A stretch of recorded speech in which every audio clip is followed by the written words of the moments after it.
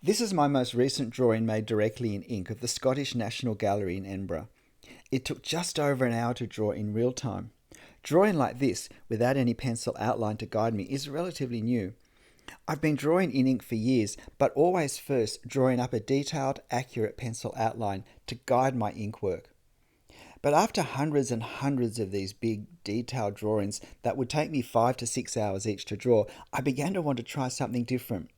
Faster, more energetic drawings that had more feeling in the line work, that didn't take as long, and to develop a skill that I could take with me on location when I can travel again and sit in the streets and draw directly in ink the buildings around me. But my fears were, how do I keep everything accurate? How do I get the proportions correct? What do I do when I can't erase my mistakes? In this video, I'll show you how I worked out a method where I could draw directly and keep still the accuracy that's important to me, but also enjoy the energy and immediacy of drawing directly in ink. I'll include some ways I deal with mistakes, and at the very end, I'll include this great tip. So make sure you hang around and stay for that. It's been a great journey. I'd love to share it with you, and I hope it encourages you to draw directly in ink. Hi, I'm Travers. I've chosen a subject for a demonstration drawing that I think will really allow me to talk through clearly the way I think, the way I observe when I'm drawing directly in ink, in a way that can keep all the proportions of the subject correct, or as correct as possible. While it's a little bit simpler than what you've just seen me draw in that intro, it's actually a part of the same building. So let's go while I talk you through how to start and step through a direct ink line drawing, keeping everything in proportion. So this is the reference photo I used for that drawing we've just seen. For this demonstration, we're just seeing this section and part of this side on.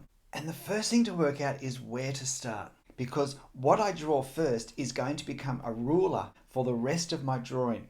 I'm going to draw it very carefully, do the absolute best job I can to keep the proportions correct and accurate, and then I will measure the rest of the drawing off it. So I want it to be, where possible, a simple shape. I don't want it to be particularly cluttered with things around it that will stop me drawing it. Ideally, something more towards the center so I can draw outwards, but not necessarily. I've chosen the very top of spires and towers because that's been the best shape to draw, and I've worked down with the whole drawing. So there are no rules, every drawing's different. In looking at this drawing though, I'm going to start with this column. It's good to have at least one figure to give a sense of scale.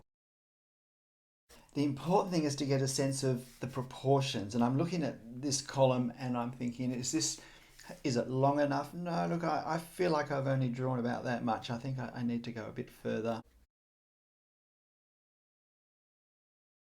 Don't draw this line too far because I'm not sure how far it needs to go.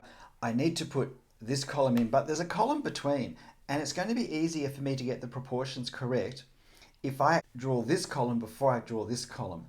The one thing I do need to do is to get the top of this column in. It's going to come in quite close. And that now helps me position this column, because now I can see the gap I need to leave. And this is where I talk about alignment now. So this and this have to align. I mean, that's a rather obvious alignment. There are less obvious alignments. I can't bring this one down because the girl's here. The next thing to notice is this column is not the same spacing as between these two columns. I'm a great believer, if a line's in the wrong place, put the right line in. I often just put a little dot sort of where I want something to be finishing. So now I'll go to the other side. I've got this fairly thin gap here. Now there is another column here, so I don't want to go too far here. So it's all to do with not committing yourself in areas that are not clear, but drawing as much as you can for what you can see. So now I'm going to draw this shape in here. And again, it's looking at keeping the proportions correct. Now I see here it comes out past the column, and that's the sort of detail we need to notice. And I'm going to take this as a separate shape to that one. And it also proceeds quite some distance past. And again, in my experience, these things always come out further than you think, so we need to observe carefully. So I'm going to put this column in now. I didn't rush to put it in yet, was because it was hard to know how high it has to go. When I look at the top of this Doric column, I can see that it lines up here. It lines up with this space here. And I can more accurately plot that now because I've drawn that bit. So this is where choosing the order in which you draw things is important. And it also is a good illustration how I use what I've drawn as a reference, as a ruler. It lets me align the parts of the drawing I haven't drawn yet with the parts I have. I can see here that this column needs to come down so that it's about there. So it's going to start. Notice how the second line is often so much better than the first line. And what I want you to see is that it doesn't matter, is that we're not going to notice that line at all at the end. If I do wrong lines, I just keep drawing till I get a right line there. The thing with this lamp, base of this top part, which I can draw confidently because it's inside the column, is just above the base of these columns. Looking across, going across, look, it's just a bit above there. The top goes, it's like, I don't know, 3/4 of the way to the top. It's about there, so therefore my lamp is going to come to about there. And so this is how I juggle the proportions. But I'm also just looking and saying, okay, does that look right now?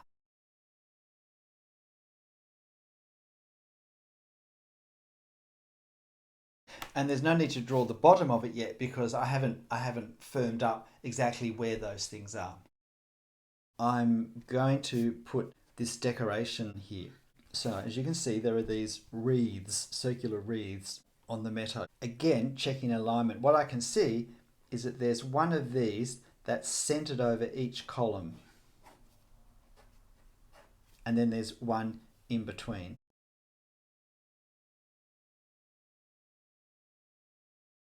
In between these, I've got these circular wreath carvings.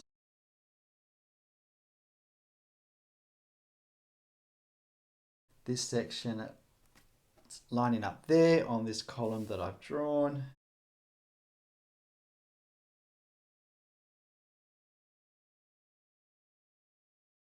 And so as the perspective line changes as we go across, we need to indicate that.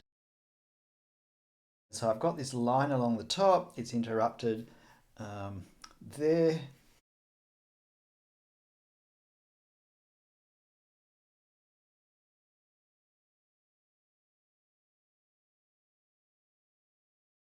And there we have our three front columns moving back in perspective. So you can see how it gets easier and easier the more we draw because we've got more things that we can compare to and reference to. Now I've drawn that line a little bit too straight.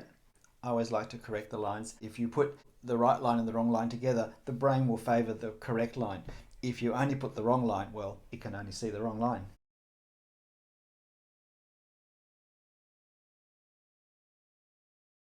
I've got this garden here. I'm going to just work out where the top of that is, and I can see that the high point is kind of midway in here. I also want to draw this fence line in. It lines up towards the left hand side of this column, and it actually goes up to the base of the column.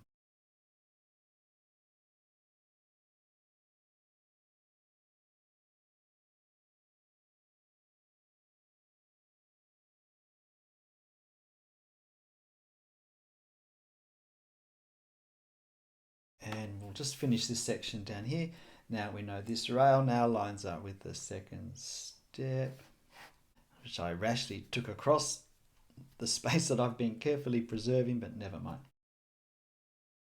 So this line lines up with that.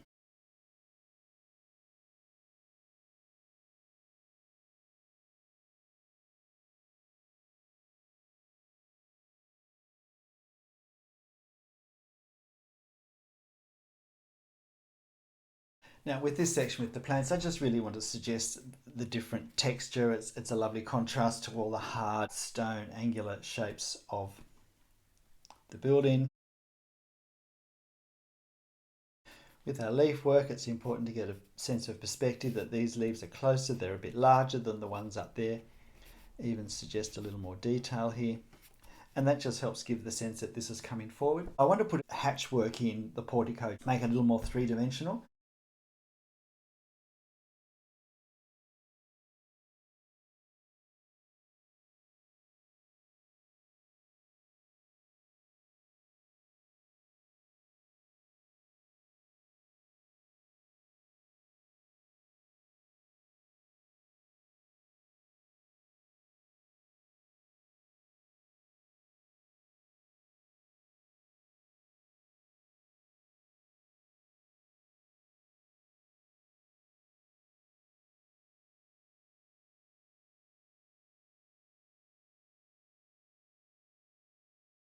And because they're Doric columns, I need to suggest the fluting.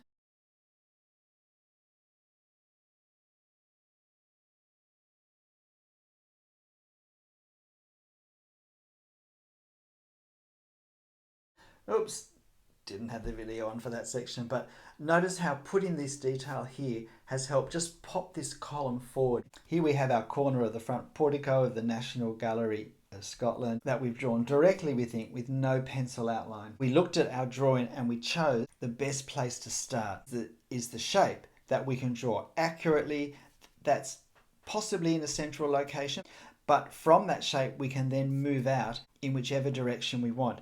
And the correct direction to move out in at first is the one that you can most accurately move out in, which in this case was to the right, because we had the level on the top, we had the level on the bottom. As we moved from left to right, it was easier to get this space accurate because we could draw this column as we went, and we were drawing the spaces as much as we were drawing the columns. I had this line in. When I drew that line, what I was focused on was drawing this space, this negative space that's between the two. Then I drew the column. Then I drew another negative space. Then I drew the column. And then I had this gap between the two columns, and I could use that to make the adjustment of a smaller gap between those two columns. I hope you can see that in freehand drawing, to keep proportions correct, we have to observe incredibly carefully. We have to keep looking back at what we're doing and looking at what we're drawing, looking back at what we're doing, looking at what we're drawing. When we make a wrong line, always put the right line in. Now, there are quite a lot of wrong lines in this drawing, but none of them are obvious now. Even these fluting lines that gosh, two of them join into one line. It just adds to the vigor of the drawing, all this energetic line work. At least that's what I'm saying anyway. Well, I said I'd have a tip for you at the end, and it's this. When you print your reference photo, adjust the print size so that the actual print copy is the exact size you want to do your drawing on your paper. With all the issues we have to think about drawing directly in ink, it makes it much easier if we're not having to adjust the size of our reference to our paper. If we can be transferring like size for like size at the start, it's always good to make it easy for ourselves, and that includes sometimes picking a more simple subject. And the important thing is to do this in a way that you have fun. I'll see you next time. Bye.